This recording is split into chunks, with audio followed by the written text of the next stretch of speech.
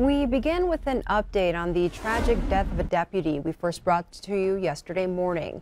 Fellow law enforcement officers, family, friends, and community members are mourning the death of 42-year-old Deputy Mason Moore. After serving the Broadwater County Sheriff's Office for 3 years, Deputy Moore's life was cut short Tuesday morning when he was gunned down in the line of duty. He leaves behind a wife and 3 children.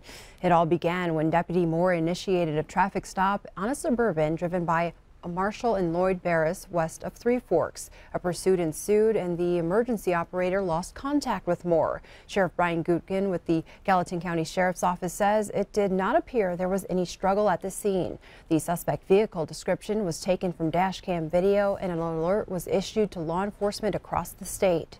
Shortly after 3:30, the suspect vehicle was spotted near Anaconda.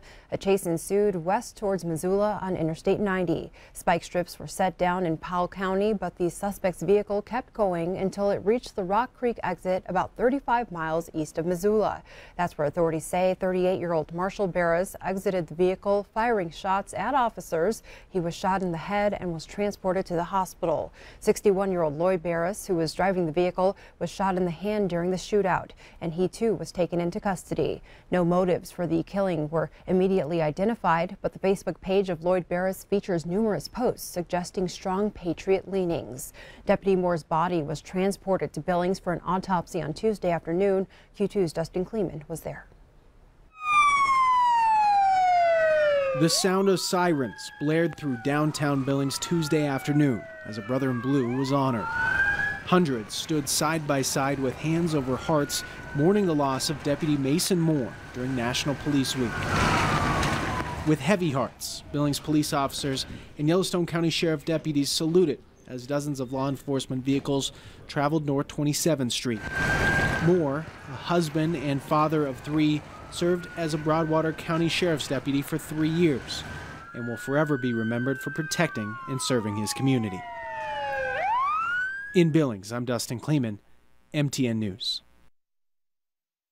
And following the shooting, U.S. Senator Steve Daines introduced the Back the Blue Act of 2017, which would increase penalties for criminals who intentionally target law enforcement officers and provide new tools for officers to protect themselves.